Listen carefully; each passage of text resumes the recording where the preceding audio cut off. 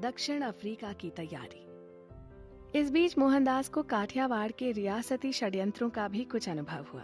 काठियावाड़ अनेक छोटे छोटे राज्यों का प्रदेश है। राज्यों के बीच कई तरह के षड्यंत्र चलते, पदों की प्राप्ति के लिए साजिशें होती रहती, क्योंकि वहां का राजा ही कच्चे कान का था। वो माहौल उन्हें बहुत ही विषैला लगने लगा और ऐसे में उस जगह से दूर जाने का उनका प्रण पक्का होता गया। नमस्कार, मैं हूं आपके साथ पल्लवी भारती और चर्चा में है महात्मा गांधी की आत्मकथा सत्य के साथ मेरे प्रयोग। इस कड़ी में आइए जानते हैं कि गांधी जी का भारत छोड़कर दक्षिण अफ्रीका जाने का सफर और उससे जुड़े कुछ रोमांचक किस्सों के बारे में। काठियावाड़ में उन दिनों साहबों के अर्दलियों तक की खुशामतें की जाती थी। उनका काम साहब से भी बड़ा समझा जाता था, क्योंकि वही तो साहब की आंख, कान और दुभाषिए का काम करते थे। उनकी इच्छा ही कानून थी। ये सब देखकर ना मोहनदास को अजीब सी चिढ़ होती थी और वहां से भाग जाने का मन करता था। इसी बीच उनके भाई के पास पोरबंदर की एक मेमन फर्म का संदेशा आया। दक्षिण अफ्रीका में हमारा व्यापार है, हमारी फर्म बड़ी है, वहां हमारा एक बड़ा मुकदमा चल रहा है, 40,000 पाउंड का दावा है। मामला बहुत लंबे समय से चल रहा है। हमारे पास अच्छे से अच्छे वकील बैरिस्टर हैं। अगर आप अपने भाई को भेजें तो वो हमारी मदद करेंगे और उन्हें भी कुछ मदद मिल जाएगी। वो हमारा मामला हमारे वकील को अच्छी तरह समझा सकेंगे। इसके सिवा वो नया देश देखेंगे और कई नए लोगों से उनकी जान पहचान होगी। मोहनदास ने पूछा, आप मेरी सेवाएं कितने समय के लिए चाहते हैं? आप मुझे वेतन क्या देंगे? हमें 1 साल से अधिक आपकी जरूरत नहीं रहेगी। आपको पहले दर्जे का मार्ग व्यय देंगे और निवास तथा भोजन खर्च के अलावा 105 पाउंड देंगे। ये सुनकर मोहनदास समझ गए कि इसे वकालत नहीं कह सकते, ये तो नौकरी थी। पर उन्हें तो जैसे भी बने हिंदुस्तान छोड़ना था। नया देश देखने को मिलेगा और अनुभव प्राप्त होगा सो अलग। भाई को पैसे भेजूंगा तो घर का खर्च चलाने में कुछ मदद होगी। बस ये सोचकर उन्होंने सेठ अब्दुल करीम का प्रस्ताव स्वीकार कर लिया और दक्षिण अफ्रीका जाने के लिए तैयार हो गए। डर्बन पहुंचकर स्टीमर में बैठते ही वो समझ गए कि उस जगह पर हिंदुस्तानियों की बहुत इज्जत नहीं होती। उस दिन वो फ्रॉक कोट पहनकर बंगाली ढंग की पगड़ी बांधकर गए थे, जिसे स्टीमर में मौजूद सभी लोग बड़ी हैरानी से देख रहे थे।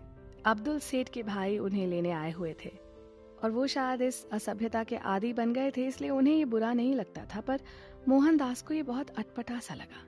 मोहनदास को वो अपने घर तो ले गए, पर उनका रहन सहन देखकर वो घबरा से गए। उस समय वहां पर उनके लिए कोई खास काम भी नहीं था और मुकदमा भी दूसरे शहर में चल रहा था, जहां अभी जाने का कोई कारण नहीं था।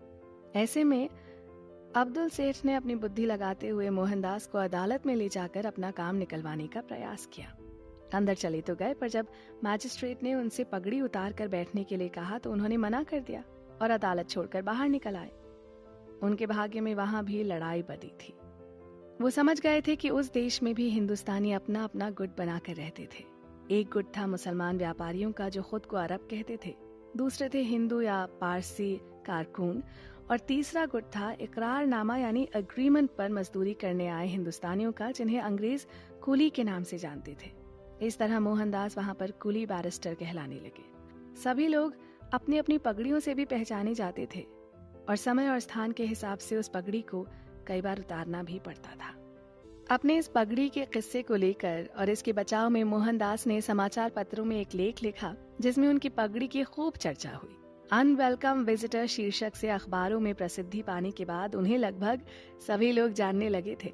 किसी ने उनका पक्ष लिया तो किसी को उनकी बात बुरी लगी, पर इसका एक नतीजा ये भी निकला कि उनकी पगड़ी अंत तक बनी रही। इसके बाद उनका डर्बन से प्रिटोरिया जाने का समय आया। रेल के पहले दर्जे के डिब्बे में उनका टिकट कराया गया। पैसे बचाने के लिए उन्होंने बिस्तर के लिए अलग से टिकट लेने से इनकार कर दिया, पर वो यात्रा उनके लिए सुखद न थी। गाड़ी चलने के अगले स्टेशन पर एक यात्री आया और मोहनदास को अलग वर्ण का पाकर 2 अफसरों को अपने साथ ले आया, जिन्होंने मोहनदास को उस डिब्बे से चले जाने के लिए कहा। जब उन्होंने अपना पहले दर्जे का टिकट दिखाया तब भी वो नहीं माने और जबरन एक सिपाही की मदद से उन्हें स्टेशन पर उतार दिया गया। ये अपमान सहना आसान न था। मोहनदास बिना अपना सामान लिए सिर्फ एक हैंडबैग को लेकर वहां के वेटिंग रूम में तब तक बैठे रहे जब तक कि उन्हें दूसरी ट्रेन में न बिठा दिया गया। उन्होंने स्टेशन मास्टर से शिकायत भी की, पर जवाब मिला कि ऐसा पहली बार नहीं हुआ है। कुली की गिनती में आने वाले लोगों के साथ ऐसा व्यवहार अक्सर होता है। अगली ट्रेन के डिब्बे में भी एक अंग्रेज ने उनके साथ मार पीट तक कर डाली और उन्हें डिब्बे से बाहर निकालने पर आमादा रहा। कुछ भले लोगों की वजह से मोहनदास चलती ट्रेन से गिरने से बचा लिए गए, पर एक बात वो अच्छी तरह से समझ गए थे कि जो लोग वहां केवल पैसा कमाने के कारण पड़े हुए थे, उन्हें इस तरह के कष्टों से गुजरना ही होगा।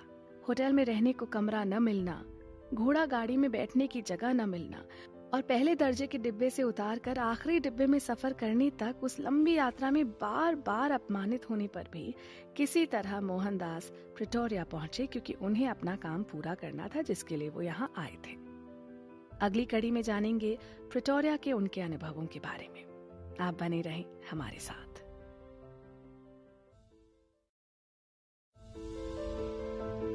रंग भेद की बीमारी। नमस्कार,